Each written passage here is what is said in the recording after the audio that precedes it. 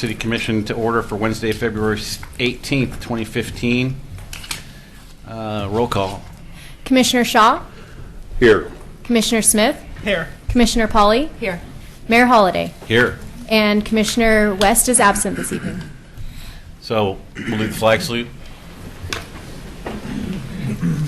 I pledge allegiance to the flag of the United States of America and to the republic for which it stands, one nation, under God, indivisible, with liberty and justice for all.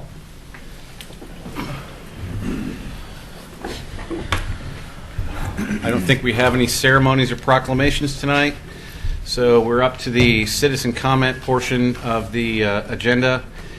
This is for citizen comment on things that are not on the agenda. Is there anybody turned in a form? Okay, then we'll move on. Adoption of the agenda.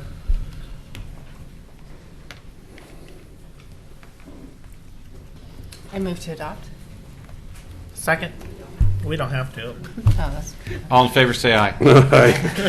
There we go. As long as there's nothing that So now we have public hearings, PC 15-153, two appeals of planning file SP 14-01, Beaver Creek Road, Live Work Apartments. Planning files are AP 14-01 and AP 14-02. The Community Director, Development Director, Tony Conkle. Thank you, Mayor. Evening, Commissioners. So this item was... Can I do the 197763 disclosures first? Sure. Sorry, there's a portion I need to read before we can get started into the substance of the hearing, if you don't mind. A public hearing on two land use appeals is scheduled for a continuance hearing tonight. A staff report has been prepared and made available. Is available in the back of the room, I believe. The staff report identifies the approval criteria that apply to the applicant's proposal. Staff has analyzed the criteria along with the appeal, written comments, and input received through the public notification process. The quasi-judicial hearing procedure that the Commission will follow is set out in state law and the Oregon City Municipal Code. The hearing procedure steps are shown on the chart over there. Anyone who wishes to speak in this appeal should fill out a speaker's card and give it to the planning staff before the hearing. Speakers will proceed in the order in which their card is received. For the public record, please begin all testimony stating your name. Testimony and evidence should be directed toward the applicable approval criteria. If you believe other criteria apply, in addition to those addressed in the staff report, identify and discuss those criteria and explain why you believe they apply to the application or consideration. A person may submit any written material while the public record is open. Any written material mailed to the city staff during the time period when the record is open will be placed in the record. Written material submitted during the public hearing must be presented to the city staff in order to become part of the record. This includes PowerPoint presentations, oversized poster boards, reports, pictures, and other exhibits used in their oral testimony. If the City Commission makes a decision to which you disagree, any issue that you may wish to appeal must have been raised for the Commission's consideration without raising the issue on the record with sufficient specificity and accompanied by statements or evidence that the City and all parties can respond. The issue will not be adjudged appealable to the State Land Use Board of Appeals. In addition, Oregon Revised Statute 197796 requires us to announce the following. The failure of an applicant to raise constitutional or other issues relating to proposed conditions of approval with sufficient specificity to allow the local government or its designee to respond to the issues precludes an action for damages in circuit court. Now we're going to open the hearing for Oregon City file numbers AP 14-01 and 14-02. Does any commissioner have any ex parte contacts, conflicts of interest, bias, or any other statement to declare? You don't need to repeat what you've said in the previous hearings, but anything that's happened since we've had a hearing where you've had an opportunity to make a declaration. No. No. All right, Mr. now Smith? I will just second. I mean, I've already said this, but I work across the street at Oregon City High School, and probably within the last week, I've had 3 or 4 people from the school asked to talk about this topic, which I have stated, of course, that I'd rather not talk about it, and I haven't had any dialogue with anyone that's asked. Basically told them that we were in process of making decisions on that, and I wasn't going to talk about it. okay. Anybody in the audience wish to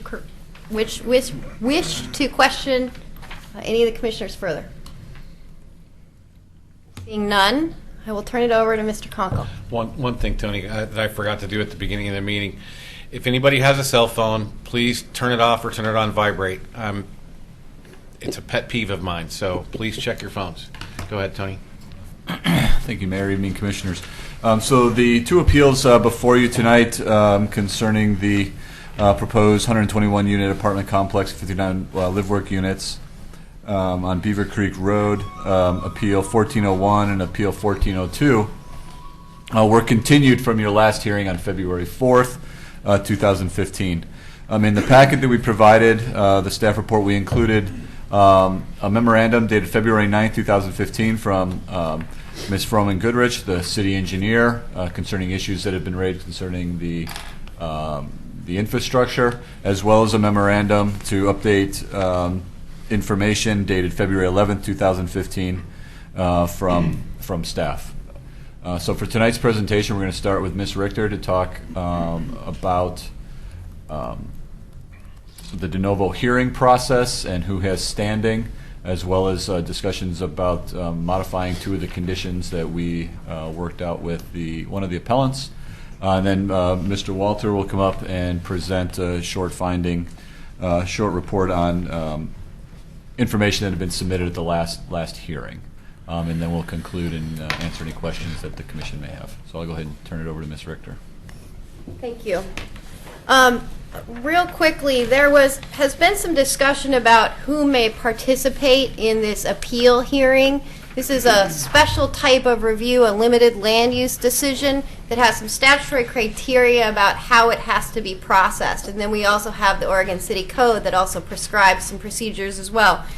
The code, when it talks about the appeals section, talks about people who participated in the comment period. There were 2 comment periods in this case, having standing to appeal a decision. But it doesn't say who may participate in the appeal hearing, except for when it talks about the part of the disclosures that are to be included as part of a Type 2 appeal are that folks who participated orally or in writing have standing, and they're allowed to participate. So my concern with applying that and limiting the evidence at this point is that the notice that went out for the comment, or when we had the 2 comment periods, did not say that you had to comment in order to participate in an appeal. It didn't say anything. The notice that went out for this appeal did say that. When we had our first hearing on the appeal, I did not say it would be restricted. There's also an issue, it says it's a de novo appeal, and state law does prescribe a de novo appeal, but it doesn't say who can participate. And de novo means open to anything. Does open to anything mean anybody or any topic? So my feeling, because this is contested, and we weren't as clear as we could have been at the comment period notice and as in my early disclosures at the beginning of this hearing, that we ought to open it up and take testimony from everyone because it is the most conservative course. We will be more specific and hopefully next time we do our next round of code amendments, include this language in the appeal section too to make it clear that a de novo hearing does not mean everybody who wants to, it means any issue. So I'm happy to take any further questions you have about that procedural component. So it's in the code though that it says that was what's going on, right? We just didn't say it in public. The code, when it talks about the appeal procedures, the appeal section of the code doesn't say anything about it. It says those people with standing may appeal, and it says that the hearing will be de novo. In the disclosure section for a Type 2 hearing is where it says that we will limit the participation. So it is in the code. It is in the code. That the participation is limited. It is in the code.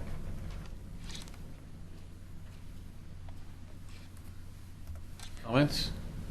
Thoughts? I agree with Terry. I think we probably should open it up because there is some gray area there, so. Yeah, I do too. I Okay. don't think it was made clear. So. All right. The second issue I want to deal with real quickly relates to the applicant's appeal, excuse me. The applicant has appealed this, seeking revisions to two conditions. You'll remember one had to do with where the sanitary sewer collection system came on Myers Road related to condition 34, and I'll leave that to staff to discuss, but the short story is we have agreed with the applicant on that one. The second issue related to condition 37, which had to do with that triple dip concern, the $545,000 to be paid for Glen Oak improvements, and the applicant wanting reimbursement in the event that those Glen Oak improvements aren't made. What we've done is we've revised the condition to provide expressly that the payment of the $545,000 will be used for Glen Oak, or it will be used for Beaver Creek, and therefore the applicant will not be included in an LID or a similar contribution structure in the future. So they're paying now, and they won't have to pay later. And they're happy with that? They are happy with that. They've made a few revisions that staff is agrees with, that are red lines that specifically say local improvement district or other funding mechanism. And then revised condition number 2 that relates to the waiver of non-remonstrance that we require of all developers, to say that that waiver of non-remonstrance will not apply to LID improvements in Beaver Creek Road. Okay. So staff believes that the applicant's issues are resolved.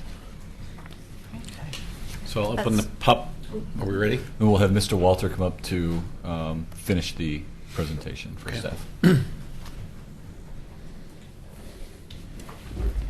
Good evening, Mayor and Commissioners. I'm briefly going to summarize the issues that have been raised since the last hearing and address those. We prepared a memorandum that summarizes those and to try to determine if there is anything new raised or not. We didn't find anything new, but as we've explained, there are some amended conditions of approval on with respect to sewer. With respect to traffic issues that were raised, there's a memorandum from John Replinger, the city's transportation consultant, that is a follow-up to his previous memorandum. He did not find anything new to report on. There is no significant effect due to modest increase in trip generation rates used to calculate the impacts. The intersection performance at Oregon 213 and Beaver Creek Road is expected to exceed the mobility standard, but that is okay under our code. When we adopted our TSP, that intersection is exempt from the mobility standards. The other intersections that were analyzed are all expected to function normally. With respect to the Beaver Creek Road corridor, the 3-lane proposal meets the city's transportation system plan and county standards for an urban arterial road. There would be no parallel parking constructed on Beaver Creek Road at this time with this improvement. And that is in response to comments from the county and from the desires of the school district. There would be striped or an interim landscape area instead. With respect to the desires, the part of certain people who testified for a master planning coordination between the school district transportation proposal and the subject application. The school district's transportation proposal is not complete at this time. It is an incomplete application. There is no requirement to delay a decision on the subject proposal pending completion of a master plan for an off-site development over which the applicant has no control. But the applicant does analyze the 2027 planning horizon, and according to our standards, that analysis is adequate. The access control, site circulation, and intersection spacing have all been found to be adequate by the county and the city. And in conclusion, with respect to transportation, with the conditions of approval that are attached to this application, the transportation engineer feels that our system will be able to handle this development and accommodate the traffic impacts. With respect to sewer, the city engineer has modeled 4 flow routing scenarios to analyze the capacity of the Glen Oak Basin for build-out of the area, and the potential for surcharges would be minimized. The applicant's proportional share proposal will be adequate to make needed I&I or inflow and infiltration reductions and improvements to accommodate flows without compromising capacity of the sewer system. The applicant will not be required to bolt down manhole covers. And as Carrie mentioned, we are recommending approval of amended conditions of approval 2 and 37. And in the previous memorandum from the city engineer, there is also an amended condition of approval 34 with respect to the connection that could occur to Emerson, into Emerson Court, if the connection to Myers Road is not found to be feasible through further analysis. And the city engineer can answer questions about that. There was concern with respect to water pressure for the development. With the interim water service agreement for Clackamas River Water to have a water meter in Beaver Creek Road, there will be adequate water pressure provided to the development, which requires a minimum pressure of 40 psi. And this includes meeting Clackamas Fire District Number 1 fire flows. With respect to the notice provided, there was adequate notice provided to the Caulfield Neighborhood Association and other groups, both during the site plan review through the Type 2 process and also for the appeal. And those notices are in the record. There was concern with respect to construction impacts due to construction on Beaver Creek Road that would impact also Myers Road and any adjacent facilities. This is a fairly routine and temporary, if inconvenient thing, and is reviewed by the county and the city in order to minimize the traffic interruptions and disruptions at that time. And they have procedures in place for repairs that are needed if the road need to be opened up or widened. Fire, EMT, and police service times and response times will be met, both for Clackamas Fire District Number 1 at an urban standard, and there are no issues for the Oregon City Police Department. Finally, as discussed at the previous hearing, the following items have already been discussed.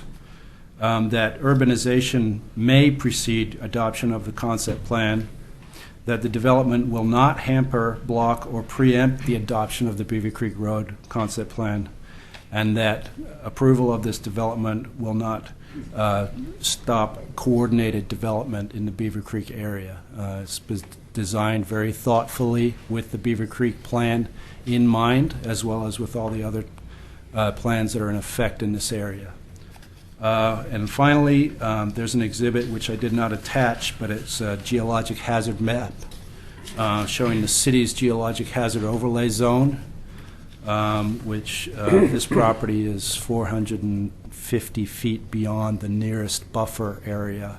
So it's a relatively gently sloping site, and we do not see any geologic hazards at this time associated with this development. Thank you. Thank you. Thank you. Thank you. Anybody have any questions? Then we'll open the public portion of the hearing. I want to remind folks that as an individual, you have 3 minutes, and we're going to stick to those timing. I don't see any organizations on the list right now, so the first two folks are Mary Johnson and Paul Edgar. What about Elizabeth? I think we ought to start with You said in the order that they came up, and Mary Johnson was the first one that was up. But isn't Elizabeth Fraser? Elizabeth's the appellant? Yeah, so Oh, she gets okay. to go. I apologize. It's okay. So, Ms. Grazer-Lindsay, I got to figure out some way to make that apparent. Yeah, Yeah. that would be good.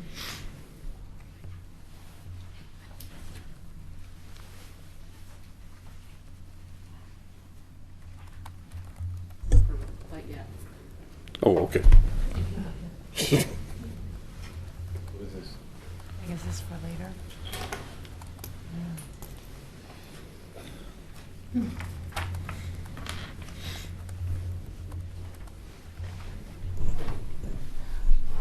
Hi, is it time to start soon?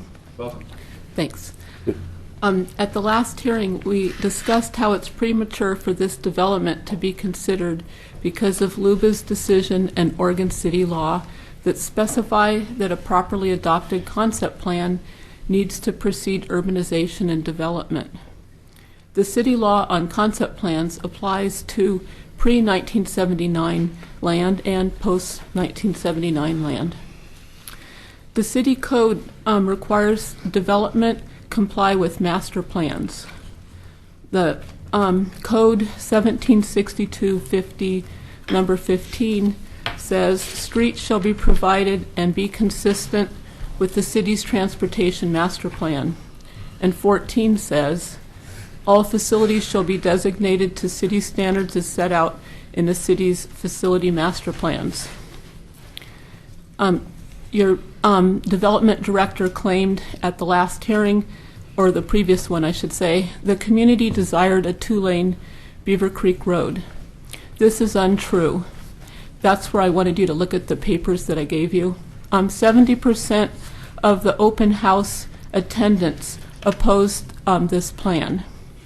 The opposition was largely due to road crowding. Citizens want a road that serves the traffic without deterioration in traffic conditions. The comprehensive plan for the city, policy 14.3.2, provides ensure that extension of new services does not diminish the delivery of those same services to existing areas and residents in the city. The added traffic from this development would diminish road services to existing residents since there's no intention to improve the road. The consultant claims the diminishment is allowed by relaxed, or you could say degraded, roadway standards. But the diminishment is not allowed by the comprehensive plan policy that I mentioned. Beaver Creek Road is already crowded, and any further crowding will affect citizens and also the response time of emergency vehicles. The diminishment is particularly severe at the intersection of Highway 213 and Beaver Creek Road, the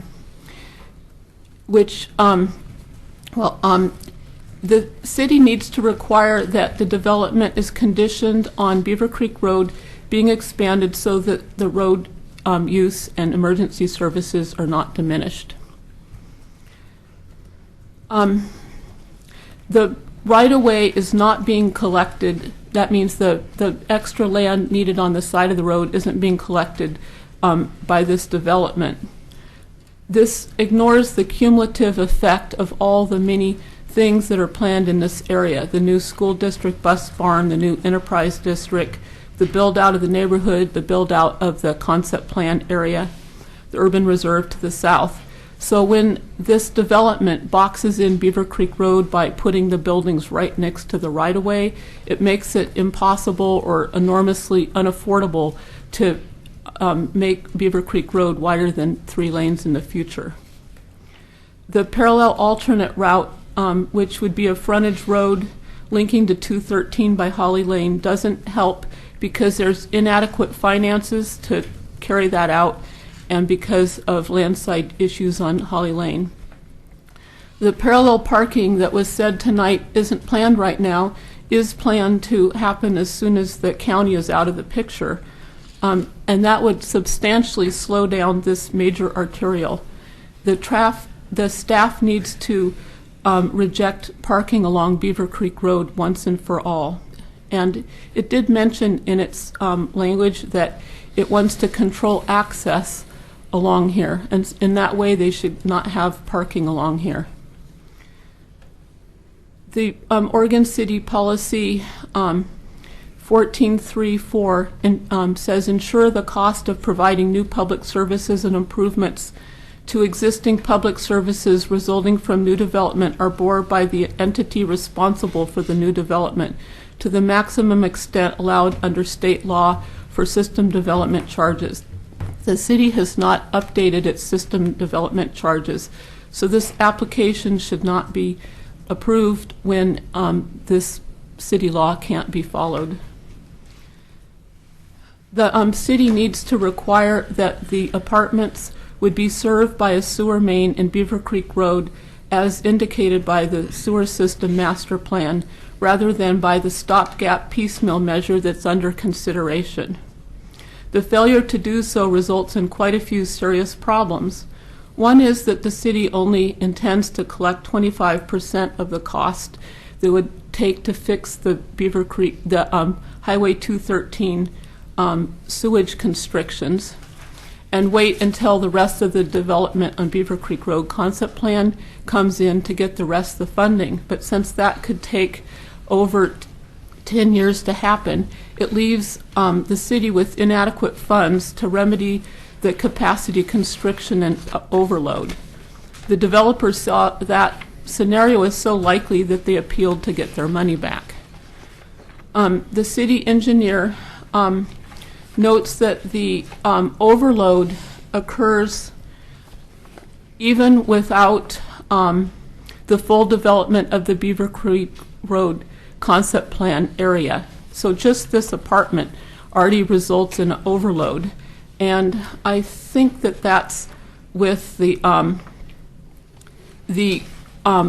constriction shown on your map of the sewage system on 213. The one to the north closest to Beaver Creek Road is the one that would be affected here. So the city should be requiring that this constriction be corrected.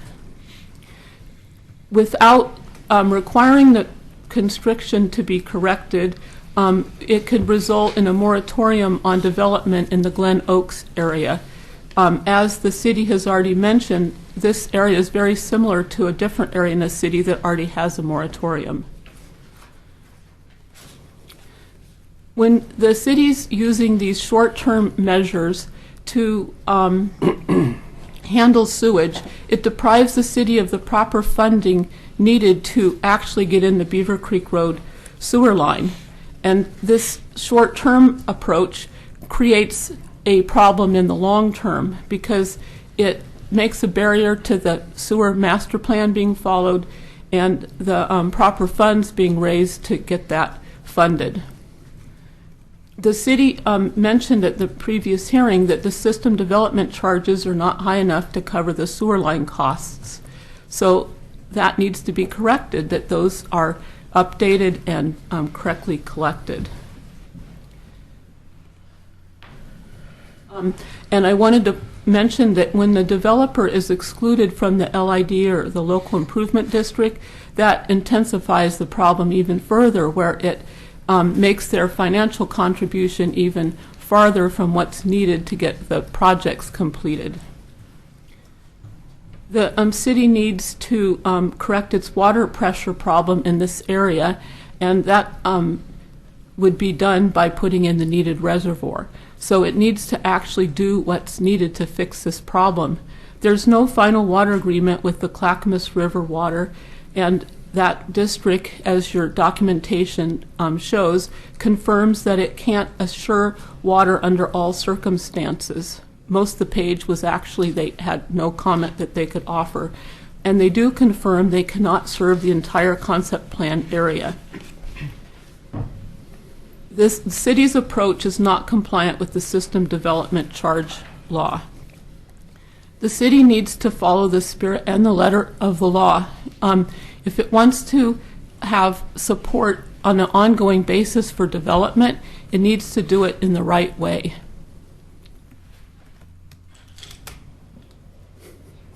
Thank you. Thank you. Thank you. So, Mary Johnson. And Applicant. oh, Sorry. you got to figure out a way to get that on the screen. Yeah, because it isn't showing. No, she just typed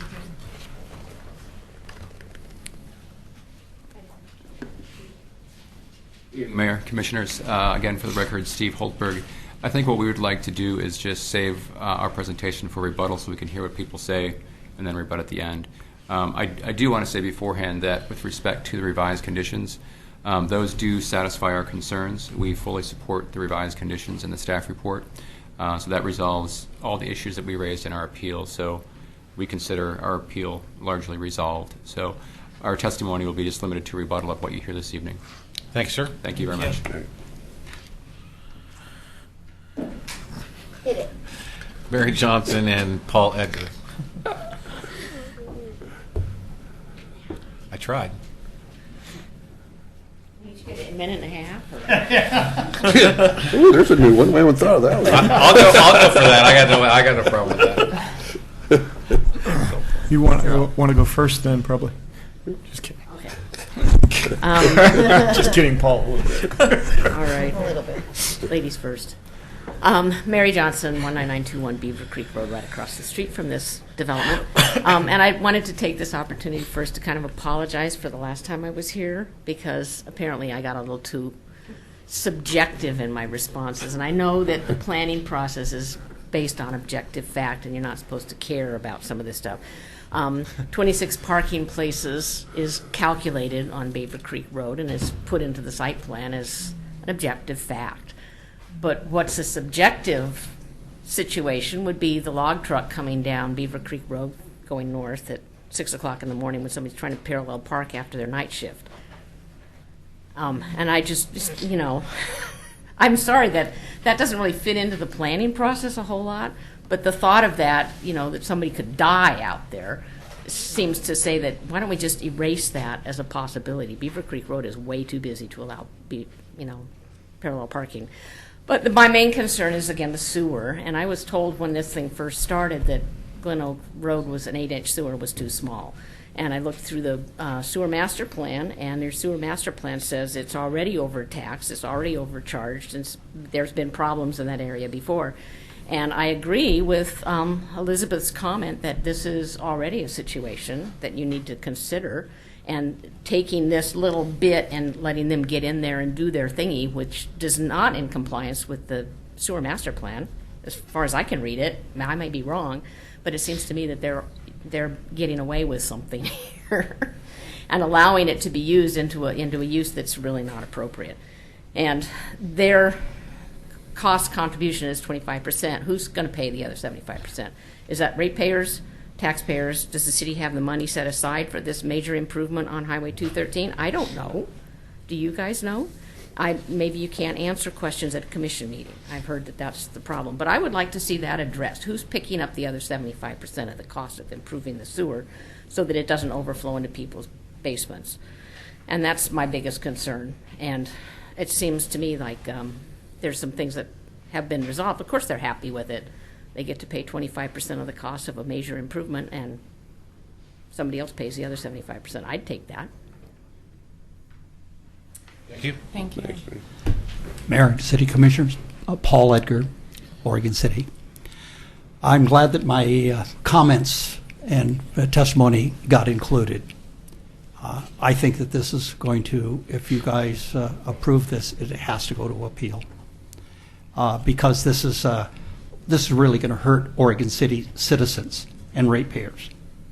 We all know, all of us would like to have the EID be successful. All of us know we want more housing and development to occur. But to make this all happen intelligently, we have to have the infrastructure. We have to have a plan that's going to fund and make sure that infrastructure gets into place. We know we need the water tower. We know it's just stupid to run twin pipes in there for Clackamas River water and other water systems and then go back and tear it all up and redo everything again and again and again. And when the citizenry down the line comes and looks and says, okay, who made those bad decisions? How did we get ourselves into this big mess? Well, you guys are at the head of the pack. And right now you have a chance. It's not to say that this is bad or shouldn't happen, but what it should say, this is not the time. This is not the time or place for it to happen. We got to get our concept plan in. We know the traffic in the area, that if you put a choke point right there where those apartments are, where the school is and where the buses are, you're playing total havoc with everyone on Beaver Creek Road. It's inadequate. It's not going to allow us to have an EID. This is just like saying, okay, you want to cause, is that economic development that you guys have been wanting and asked for at your retreat? Do you really want that to happen? And what you're doing is you're putting it all into jeopardy with this effort, and I don't think that that's the right move. Thank you. Thank you. Christine Kaczynski and Bob Mahoney. Are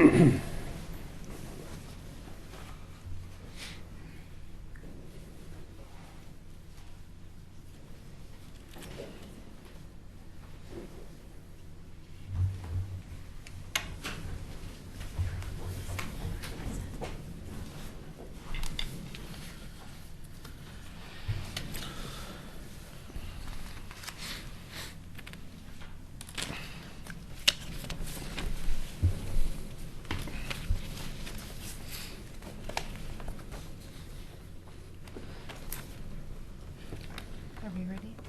Oh, yeah, go ahead. I'm sorry. Christine Kaczynski, unincorporated Clackamas County. The final draft of the Beaver Creek Road concept plan states Beaver Creek will be a green boulevard. The cross-section will be a 5-lane arterial to Claremont, then a 3-lane arterial from Claremont to the UGB. From the May 2007 concept plan, the Beaver Creek Road improvements are listed as Beaver Creek Road, Marjorie Lane to Claremont, construct a 5-lane cross-section to city standards. Beaver Creek Road, Claremont Drive to Henrici, construct a 3-lane cross-section to city standards and acquire right-of-way for 5 lanes. So what is it? 5 lanes or 3? The city suggests Beaver Creek will only be a 3-lane road, but the concept plan seems to state it's going to be 5 lanes. Shouldn't you be following the concept plan? City staff will tell you that Holly Lane is not part of this development. However, this is all about using Holly Lane to save failing Beaver Creek and Highway 213. This development and the concept plan have 2 roads paralleling Beaver Creek Road, where traffic will be directed up to Thayer, Maple Lane, and Holly, with much of the proposed 75,000 added daily trips coming down Holly Lane rather than Beaver Creek and Highway 213. I've given you another ugly handout outlining the many landslides on Holly Lane. Current city regulations state that development must be at least 200 feet away from the toe of a landslide. The Holly Lane slides are only about 200 feet from the road, leaving no room for lanes. A reminder that should the city widen Holly and cause slides to reactivate, the homeowners have no insurance for losses. The citizens should not bear losses for decisions made by the city and where a city fails to comply with State Goal 7. I want you to think you are about to make decisions for development where everything relies on one north-south connector riddled with landslides and sinkholes. The city has no roads, no infrastructure to support any development in this hilltop area. This is why master planning should have been done. This is why this proposal should not be approved. Thank you. Thank you. Thank you. Mr. Mahoney? Good evening, Mr. Mayor and members of the Commission. My name is Bob Mahoney. I live in Oregon City. City seems to be confronted with a kind of a universal problem that is facing communities across the state of Oregon, and that's where we don't have any money. If we could address the infrastructure out there, we would, but we can't because we just don't have the money. So my thought would be to ask the Commission to give some idea about coordination of services and phased development as the project takes place, because we all know that we're just not going to add water to this whole thing, and the highway system is going to be solved, the infrastructure, the water sewer is going to be solved, bang, just like that. It's not. It's going to be phased. The city has to phase its infrastructure based on what it can afford to do.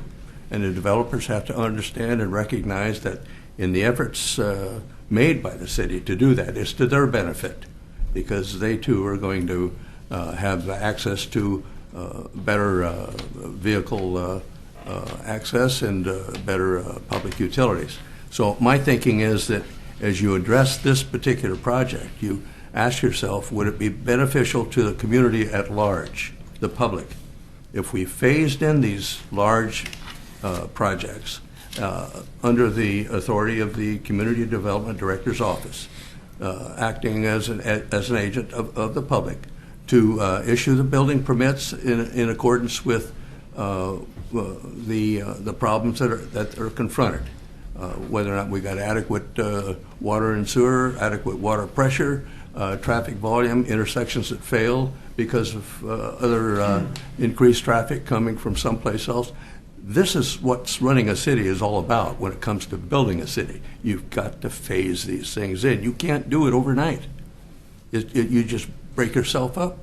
People that have to pay these things through utility fees and tax additional taxes, they can't afford it. So the developer has to recognize that a project this big has to be phased in. And so I'm asking you to give some consideration to that, because the phasing of it will help coordinate all of the systems that go to take to make a project like this successful. And then once that happens, then the public health and safety of the community is ensured. Nothing's perfect, but we call the building inspector out to phase the building and pass in review and in judgment according to Uniform Building Code and electricity and things of this nature. The same thing in general as the community develops. Can we support this? So it has to be phased. Developers have to recognize it. It's to their development, or excuse me, to their benefit if we do that. So thank you for your consideration. Thanks, Bob. Before we hear from the applicant in rebuttal, why don't we see if there's anybody else who wishes to testify? Is there anybody else who wishes to testify on this matter? I haven't done a card. If you just touch base with the recorder after your testimony and let her know your name and stuff, that'd be great.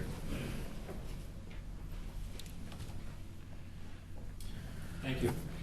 Mike Mitchell, an Oregon City resident. My concern relates to more than just this particular project, and it does have to do with traffic, and that's the fact this project is not going to happen in a vacuum. At our last Caulfield Neighborhood Association meeting, Dan Fowler and his partner presented us with their idea at the intersection of Beaver Creek and 213. It includes office buildings, a hotel, assisted living, and more apartments. And where is that traffic going to go but right into that 213 Beaver Creek Road intersection? We know that Kmart left. That's not going to stay vacant forever. I'd be very surprised if Walmart doesn't decide that that would make a good location. There's more traffic. So I think we have a tendency to look at all of these developments in isolation, but where is all that traffic headed? It's all headed one way. And it seems like no developer is held to the fire enough so that the accumulated effect of all of those developments ends up breaking that intersection more than it already is. And who ends up paying for it? Thank you. Thank you. Thank you. Sir?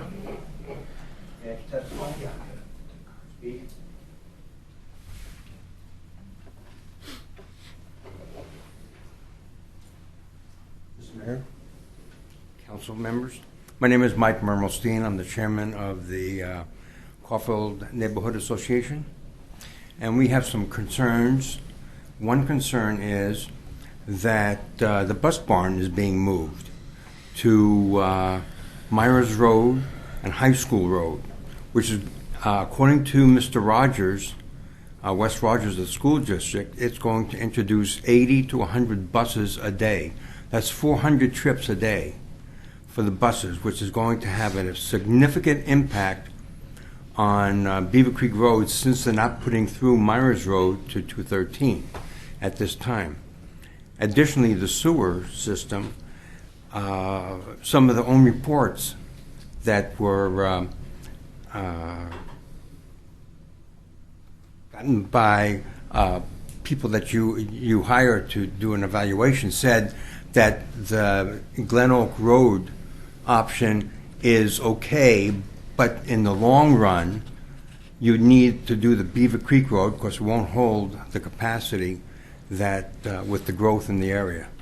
So I really want you to consider going the Beaver Creek Road sewer system instead of 213, because it's going to have a significant impact on everything, and then when we go down the the years that come, when we go to the years ahead, it's going to cost that much more to change the whole infrastructure of the construction project. Thank you very much. Thank you. Thank you. Anybody else? Okay, then are we going to hear from the... We're going to hear from the applicant in rebuttal. I don't think there's anything for the appellant, Ms. Grazer Lindsay, to rebut. So Okay. I think we're going to hear from the applicant. What? No. I mean, you can, it's up to you. I don't think there's anything for Ms. Grazer Lindsay to rebut. Mr. but- Hultberg, Mr. Brandt, you want to come up? And the applicant under the statute gets the last word. Again, good evening, Mayor, Commissioners. Steve Holtberg, and with me, the applicant Andrew Brandt. We'll be try to be very brief, just to respond to a few of the issues that were raised in the testimony. One of the things that I meant to highlight earlier as well is that we fully support your decision to include all the evidence that's been submitted from opponents, whether they testified or not. We don't think there's any need to make a procedural error, and so we fully support that and have responded to most of those issues. I think if you listen to some of the testimony, the theme running through all that testimony is long-term, big-picture problems. And we don't deny that the city faces some long-term and significant issues, but those are not the kind of issues that the city can apply for an individual application. We have very, very limited criteria that the application has to meet, and that's all the city can apply. The city can't apply very broad standards in the comprehensive plan. It can't apply broad standards from a plan that hasn't even been yet adopted. We have very, very limited things for the city to apply. And so there's really four general areas of contention. We've got the master planning for Beaver Creek. We've got transportation, sewer, and water. I think those fairly summarize the issues that have been raised. And I think staff has done a fabulous job in terms of responding to those issues. We fully support what the staff has said. We don't have any problems with what staff has said in terms of the response to that.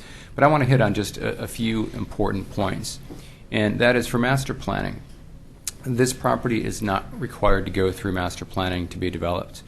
Again, this was rezoned in 2010, and it has city zoning. And the city can apply that zoning. The applicant is relying on that zoning, and those are the standards that apply to this application. So there is no requirement to go through master planning for this one. As part of those requirements that apply to the application, the applicant has to demonstrate a few things. One is that there are adequate public facilities, meaning sewer, water, and transportation. In each one of those, we have evidence in the record, and you have your own city engineers and your own traffic consultants confirming that all those standards have been met. With respect to sewer, there is a very clear statement in the city's memorandum stating that there is adequate capacity in the Glen Oak Basin to handle this project. On top of that, they are paying $545,000 towards future improvements. That's all they have to do to meet the standards of the code. For water, they have to demonstrate that it is feasible to provide water to the property. The record shows that it is feasible to do so, so they have done that. With transportation, it's the same thing. They have met every applicable standard in the city code. The city's transportation engineer confirms that. The applicant's engineer confirms that. The city's decision also confirms that. That is not required to address long-term issues. Those are significant issues the city faces, but it's not what the applicant has to demonstrate for approval of this project. So I think the evidence is very clear. It supports the application, and it demonstrates that for each one of those standards, the applicant has met its burden. And with that, Andrew, unless you have anything else you want to add in terms of responding to the issues raised, I think the record is pretty full on that. I don't have any specific responses. I'll just see if you have any comments or questions. I think questions will be to staff, so okay. Unless somebody else has something specific for the applicant, then I'll close the public portion of the hearing at this point. I was hoping to give a little rebuttal. I think I had 5 minutes before. Actually, the attorney said that wasn't the case, and the applicant gets the final word.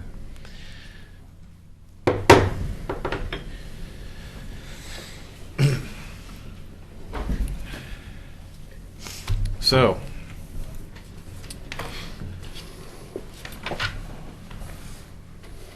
anybody want to talk? You need to push your button, please. Commissioner Pauly. Yes. I have a question for Mr. Walter. Why the intersection, you talked about an intersection, sorry, being exempt?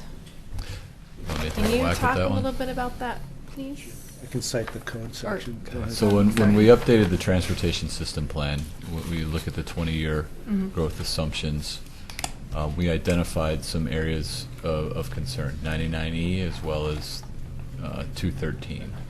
And when we adopted the TSP, we worked with the Oregon Department of Transportation in identifying how do we address those. And in downtown, we adopted the multimodal mixed-use area designation.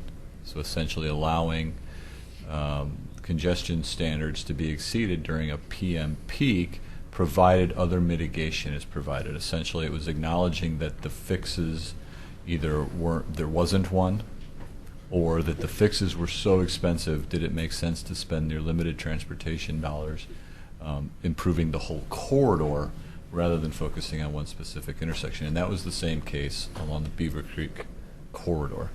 And working with ODOT, essentially the decision was made when we adopted the TSP that we would work with Oregon Department of Transportation to come up with alternative mobility standards for that corridor. Because during the community engagement process, the fix for Beaver Creek 213 is a diamond interchange.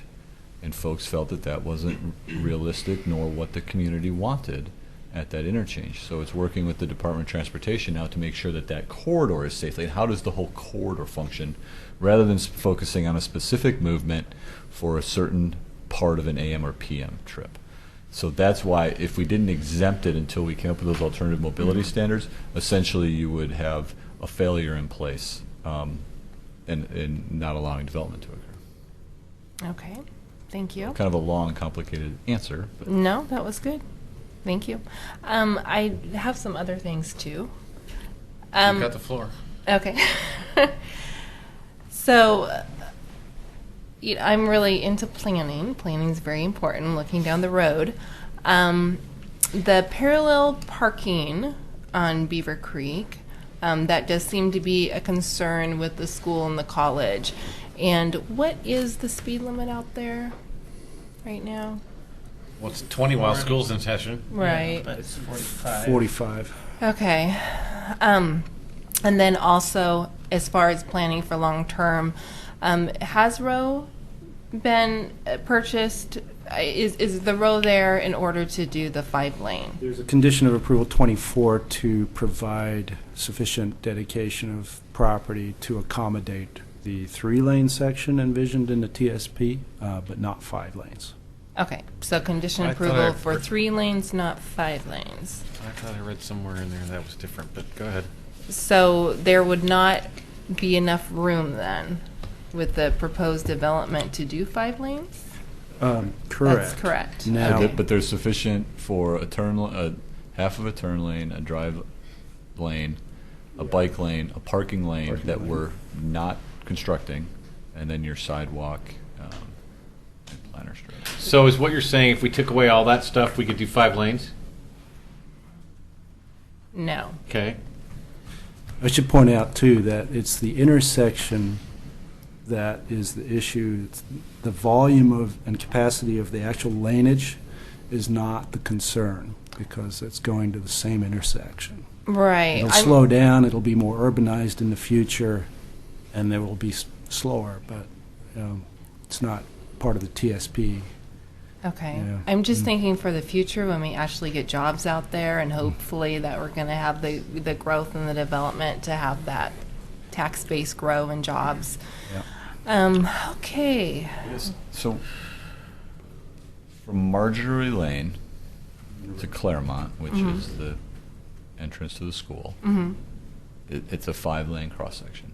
And then from Claremont South, it narrows down to a 3-lane section. The issue is the intersection, not the. I think what Pete's trying to say is that it's the intersections that's the issue. It's not more lanes that are the issue. And by limiting access, you maintain the capacity along that section. So you have the plan further east for a parallel roadway in the adjacent properties that would develop in the future. Is there a map we could look at? Here's a for- school farther out. Let's see here. And I think those are my questions for now. Maps too. You have a map that's in the record, Pete? Mm-hmm. Trying to figure out a way to Find it. Is that it for you, Carol? Yes. So while we're looking for that map, Commissioner Shaw?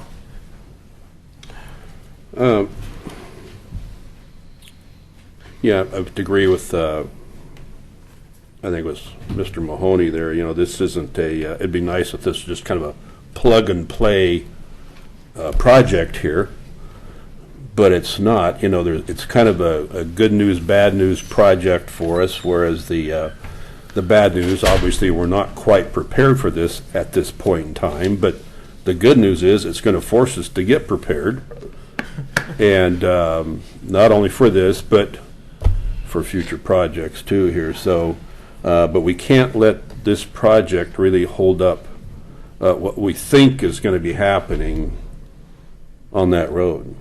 You know, obviously we've got plans, you know, we got some blue sky out here, but we really can't hold up a project because of what we think might be going to be happening out there. So, and my question too was, obviously the applicant's picking up 25% of the infrastructure improvements, and the other 75% is what? Going to get paid by other developers as it develops. Good evening, Commissioner Shaw. So the sanitary sewer evaluation that was done regarding the 25% and 75% had to do with the build-out of the drainage systems that convey flow to the Highway 213 sewers. And so a portion of that is another drainage basin adjacent to the Glen Oak Basin. As that build-out goes to completion, the city will have to make improvements, not just for the conveyance of the Beaver Creek apartment flows, but for the conveyance of these other flows. The flows that would be coming from Beaver Creek Road apartments, they're 25% with the proportional share coming out to $545,000, which would go towards capacity improvements that would mitigate for their specific flows. The improvements may be in other forms than just upsizing the trunk sewers in Beaver Creek Road. We may be able to actually reduce flows elsewhere that convey flows to those trunk sewers to allow for the capacity to be there. And we do feel that the proportional share funding that they're going to be contributing will be enough to make those improvements for that capacity. Okay. Even if the other 75% does not come in. Good. Okay. and I think you've answered this question a couple times so far, Mr. Conkle, but there will be no parallel parking on Beaver Creek Road. Is that correct? Correct. The way the condition is written right now is that they will not be constructing it, even though we have sufficient right-of-way in the future should we decide to. Okay. All right. So I just have to ask this question for my own sanity. Why would we ever even consider parallel parking on Beaver Creek Road? I think that right now, you know, when it's 45 miles an hour with absolutely nothing constructed there, but if the Beaver Creek Road, when that's implemented, the urbanization that happens out there is Beaver Creek Road is going to be slower. I will tell you that people are parallel parking every day on Beaver Creek Road out front of the school to pick up kids on both sides of the road. So it is happening right now, every day, before and after school.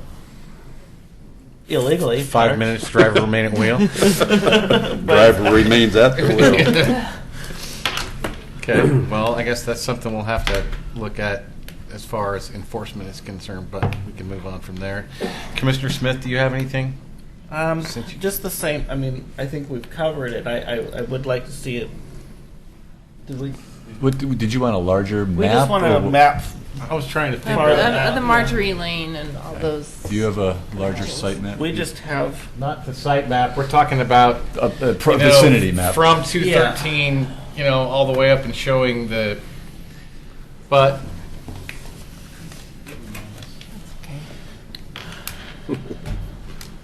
Would you like that, Carl? so let me ask my things while we're there. while we're doing that. So again, this is I absolutely have the same concerns as everybody else, that I don't believe, and granted, I don't do this for a living, but I don't believe that 3 lanes is going to be enough on Beaver Creek Road to handle all that stuff as we build it out. And as I said last time, and apparently we're going to have that discussion somewhere down the line, but I think we should be attempting to make sure that we have enough right-of-way to go to 5 lanes. That's just my opinion. It's not going to change how I vote on this particular appeal, but we have to be concerned about how much capacity we have, and I understand that intersection, is part and parcel of the problem. But at some point between us and ODOT, we're going to eventually have to fix that intersection somehow, and it might not be in my lifetime. But we also have to build out the rest of the system to be able to handle the things that we're going to put there. Oh. Did we find a map that's big enough? So Pete, they want to go up to Claremont and Marjorie. Can we get there? So go north. And I'm concerned There too, we just go. not with having that option if we don't have the row in the future, not having the option to do it. So what? You can right at the very top, if you guys, Marjorie you can see Lane. Marjorie Lane. Oh. Zoom out a little bit. So where's Claremont? Okay. Oh, okay. That's what I was trying to picture Claremont in my head. It's in the college. If you just That's say the the entry to the college. college, then I know what you're talking Got about. it. Okay. So we're talking about from Claremont going North to farther Marjorie. south is 3 lanes, right? Correct. Or is it 5 lanes from Claremont to? Marjorie going north. So Marjorie is right where the south. Oh, of the so shopping Marjorie's the center. one going out to the storage place and stuff, Yeah. and the apartments. Yeah. Okay. You just hold it right there Right. So the 5 lanes stops At the at. college. at Claremont. Right at the entry, The the Claremont college. entry to the college. Okay. See, it seems to me that in my humble layman's opinion, that should be 5 lanes to, at a minimum, Glen Oak, if not to Henrici, to provide us the ability to build out the stuff that we're talking about on the east side of Beaver Creek Road and being able to provide the capacity. It's just my opinion. Mr. Mayor. Yes. So But you weren't here at the time when the previous commission grappled with the terms of the TSP update. And when they did that, I think those of you who were on there remember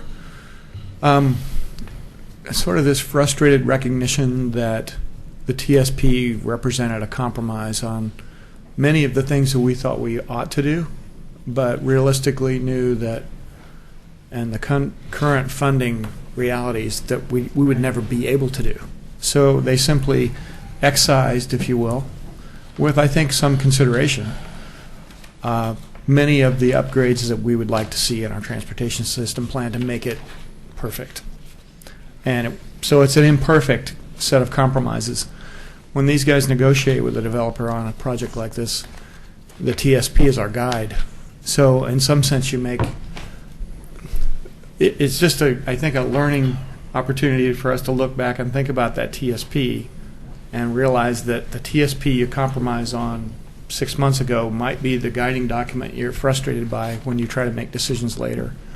And that's a rub. I don't have an answer, But I think it's really informative to think about that next time we update the TSP, which will be before some of these things transpire in the future.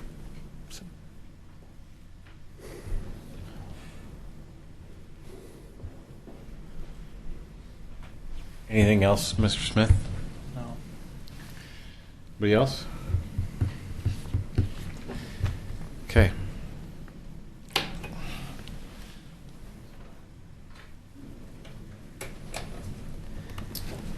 I would entertain a motion then. Don't everybody talk at once. Trying to figure out how to do this.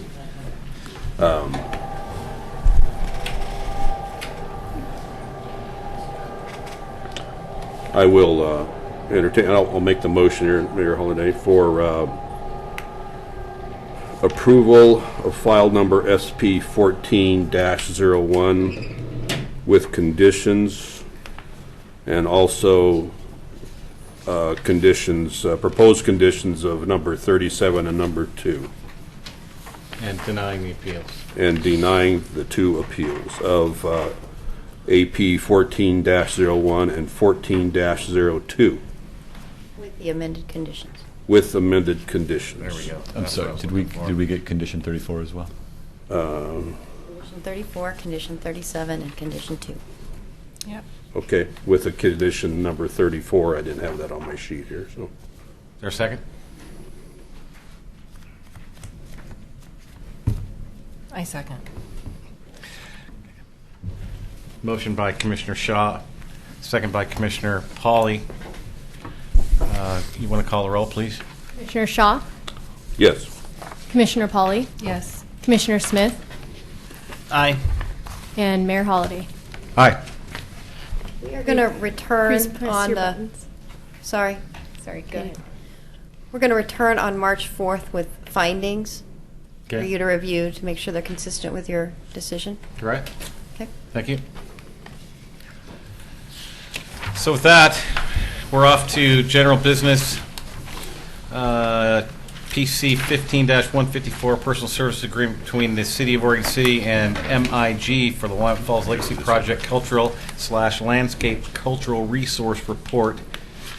Community Director Conkle. Thank you, Mayor. Evening, Commissioners. This is a proposed personal service agreement between the city and MIG.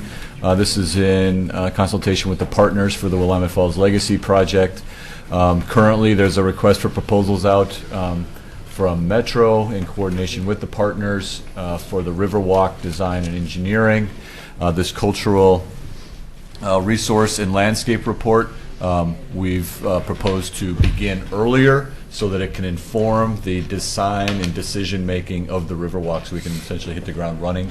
The last thing we want is to be doing work on the property and then realize there was a significant cultural aspect that we missed and we were far down the road of design and weren't able to incorporate it. So this really allows us to have an understanding of what the resources, what the opportunities are on the site so that those can become informed decision-making process as part of the design of the Riverwalk. The proposal is for a 3-phased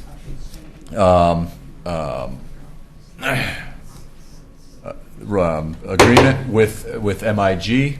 The first phase will kick off immediately. We are requesting $150,000 over the entirety of the 3 phases of the contract with MIG. That concludes my report. I'd be happy to answer any questions you may have.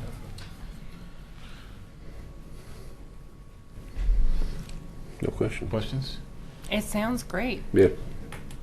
It's good planning. So where's the money coming from? So we've identified, the commission has contributed a minimum of $100,000 a year to this project, as well as I've been working with other departments and identifying funding that the city will bring in partnership with Clackamas County Metro, the state's money.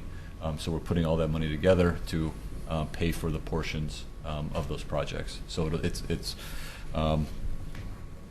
partnership money of which we are contributing funds into. Okay, thank you. Mr. Smith, you got anything? No. That's good. So I'll entertain a motion. I move to approve 15-154 Personal Services Agreement between the City of Oregon City and MIG for the Willamette Falls Legacy Project Cultural Landscape Cultural Resource Report. Moved by Carol Polly, seconded by Commissioner Shaw. Call the roll. Commissioner Shaw, Aye. Commissioner Polly, Aye. Commissioner Smith, Aye. and Mayor Holliday. Aye.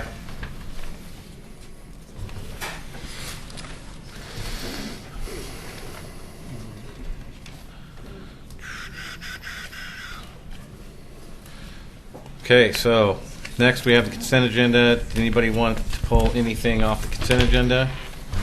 I would like a discussion, a little bit, just to say something if I could. About? Just item 8A.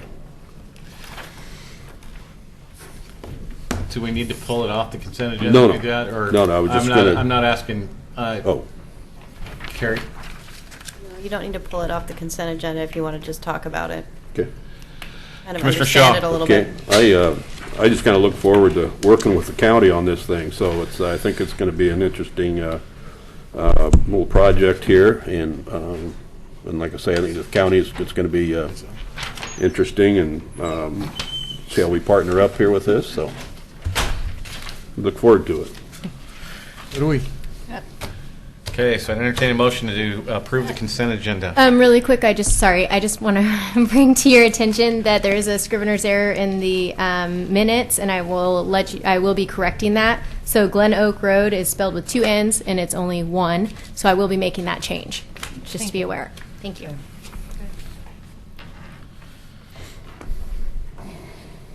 Motion? Move to approve consent agenda with added change. Second. Motion by Commissioner Smith, second by Commissioner Polly. Call the roll, please. Commissioner Shaw Yes. and Commissioner Polly, Aye. Commissioner Smith, Aye. and Mayor Holliday. Aye. And with that, we are down to communications. Mr. Manager. Thank you, Your Honor. I just wanted to point out for the public, and I know the commission is already aware of this, but our library project was on the cover of the Daily Journal of Commerce. So Yeah. that's a very, very good thing for Oregon City to show that we're creating facilities that help educate the public and move our city forward. Also, I have a copy of the Metroscape magazine, and the Willamette Falls Legacy Project is on the cover of this. And I don't know how Maureen does it, but the Carnegie's even on the inside, so she's everywhere. Maureen is. So thank you, Maureen, for the good job you're doing. I'll pass this around for any of you that want to see a hard copy or any members of I the think we public. got it here. Yeah. I've seen it. Yeah. Great. That's the extent of my report, Your Honor. Commissioners? I have nothing tonight. Nothing? Yeah. Mr. Shaw? Our work on the library building committee continues on, and I think we're actually on time. Our schedule is right to the week that we're going to be breaking ground on this. We're that close to being close to the budget. We just got to do massage a couple things, and we're going to be on budget. The cool thing I think Rocky might enjoy is that one of the things we were considering was that sliding door for that community room could be out of the Ermitinger Barnwood, so could be, Sliding door to split the room in half? No, it's the entry. Oh, okay. The entry door into that's a sliding door, isn't it? As a community Okay. room. So that's kind of cool. Attended the Chamber Awards dinner, and I started to come in there with a hat on, but then I saw our city manager's hat, so I took my hat, put it back in the car, because there's no way I could compete with that. So We talking about the There chamber? was only room for one. Chamber hat. dinner? Yeah, the chamber. Yeah, there. I had you beat anyway. So. anyway, I had also toured South Fork, all the facilities there and stuff with Mr. Collins, and great job, great guy. Great guy. I actually did that with one of the West Lynn commissioners, and it was the same day that everything kind of happened over there. So that was interesting. And then I had a South Fork meeting. I don't think you were there, were you, Dan? I missed the meeting. Yeah. It was good. It was pizza night, so it was good. And I'll be if I missed Buster's night. I know. That's probably why, Anyway, also next week I'm going to attend the Blue and Gold Cub Scout banquet as a commissioner. So Cool. Yeah. So we're going to miss the county cities dinner. So you have to do that on our behalf, Mr. Holliday. So I'll be. I didn't realize it was the same night. Yeah. I thought the county thing was on Thursday night. No, I think it's the same night. This is on Thursday, isn't it? No, the Blue and Gold dinner's on the 25th, the Wednesday. Oh, Right, that's Jim? right. Yes, you're right. It is. And the county cities dinner's always on Because I Thursday. got to miss. I have the 25th is the They're on Cub Wednesday. Scout Blue and Gold, Which is Wednesday. which is Wednesday, and the Clackamas Cities, which is in Canby, is it the same one we're talking about? Is on Wednesday also. At least that's what Oh, I. I'm bummed. So you'll have to make my That's apologies, what I wrote Jim, down at the here. Blue and Gold because I'll be there. our, We'll be there. our company has a table at the Canby. Yeah. And I'll be at So- the high school play, so. Okay. Well, we're going to divide. All right. and I'll be conquer. everywhere. Well, send my Yeah. apologies, Brian. Grant's Yep. going to bring his little arrow of light with him. Good. All right. That's all I got. Commissioner Smith? Mayor. Oh, hey. Come on up. TV can't hear you out of the audience, so So do I say my name or? that would be good. Yeah, get used to that. Cameron Christensen. So how many of you will be attending the Blue and Gold banquet? Just the two of you. Okay. And I had told your scoutmaster or whatever that I was going to be there, and then apparently I have a conflict. So if you'll make Right. my apologies for me, I'd appreciate it. Well, And I am bringing my son, who has received his arrow of light. So he's going to bring that with him. Awesome. Okie dokie. And I really apologize. I will be there. We have the school play at the high school for 4 nights in a row, which I will be at every night. So I'm sorry I'll miss this event.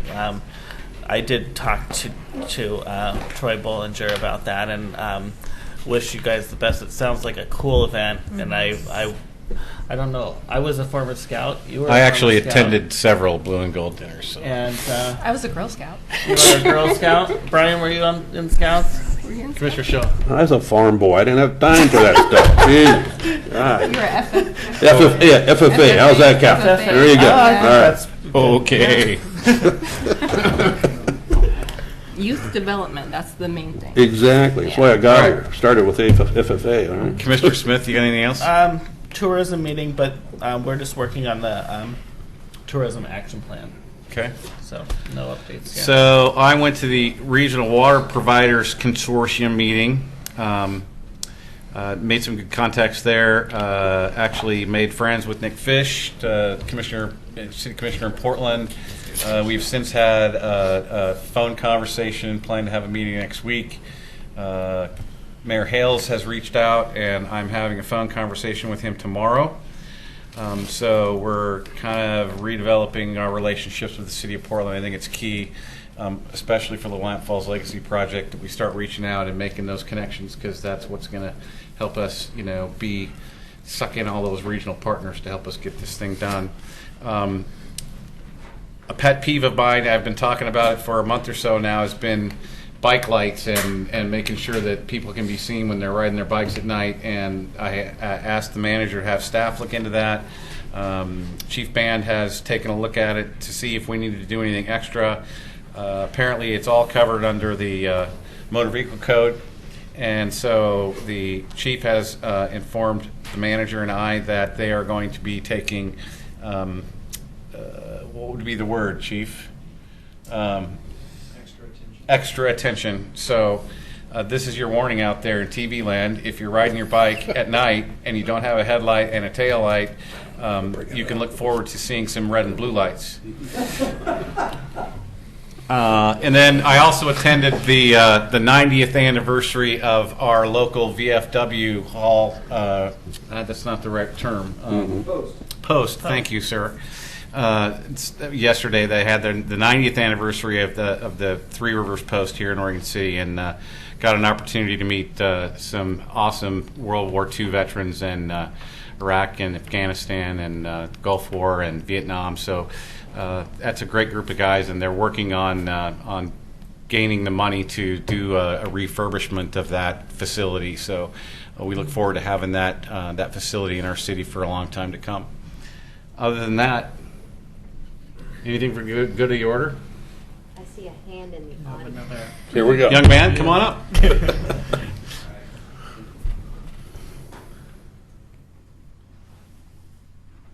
Hi, I'm Everest Banner. So it's like it's completely illegal to ride your bike at night, like at all, without lights. That's what state law says. You got to have a headlight and a tail light, and I'll tell you why. Because I don't want you as a bumper runner on my car. Because I was coming down Lynn Avenue the other day, coming to a city commission meeting at 6 o'clock at night. It was dark, and some kid's riding his bike down the center of the lane on Lynn Avenue in the downhill lane, and then when he saw my headlights, he just moved over into the uphill lane just before it turns down into the thing. And so if somebody had been coming around that corner that had been nowhere to go, and somebody would have been hurt or killed, and some poor driver would have that on their conscience for the rest of their life. I know you're about a year or two younger than my youngest son. And you guys all have a tendency to walk around in black jeans and black coats and black hats on a dark bike. How are we supposed to see you? We want all of you to grow up and go out and do great things. Yes, so, yes, definitely. That's the answer to the question. Yes, and by the way, my husband's an avid cyclist, and he's lit up. You can see him about a mile away. But that would be a great community service project, is maybe to raise funds to install lights on kids' bikes who maybe cannot afford to do that for safety reasons. That'd be great. And these days with LEDs and things, it's pretty cheap. It's not more than $10 or $15 to put a headlight and a tail light on a bike so you can be seen. So. And that way you can ride in the winter. And I bet your mom and dad wouldn't argue with you at all about buying you that headlight and that tail light on your bike. He's probably already got it. Commissioner Smith. I also just want to thank you all for coming tonight. Yes. I think in the last few meetings we've had several students at numerous occasions and scouts come to this meeting. But I know that both at the Glen Oak Park meeting and some of the other parks meetings we've had, and also at school, students come up to me constantly, teachers come up to me constantly, or they're talking about things in the city with their classes. So I think we really appreciate seeing students in the audience. I think one of the conversations I had with some of my students is that I started going to city commission meetings when I was in high school. And I remember sitting in the audience, and we tend to have the same people in the audience a lot, like this guy over here. Father Time? Who wears sandals in February. He didn't have a beard when he got here. He's that Pemco insurance guy. One of the things that really surprised me as a student was I would come to city commission meetings, and immediately following the meeting, someone from the commission or staff possibly, but usually commissioners, would come up and ask why I was there. And I found that strange. Because I think what happens is we see the same people sometimes, and so it's very easy to assume that when there's new people in the audience, it's for a very specific reason.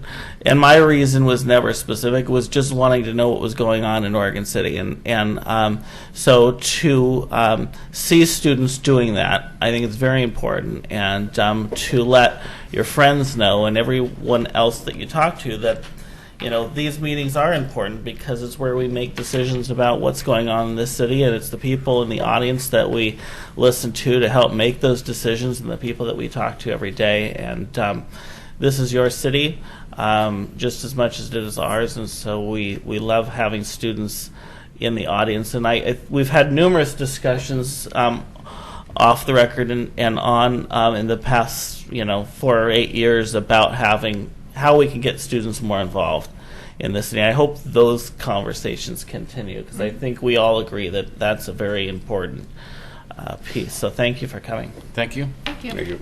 So, anything else? Good. We're adjourned.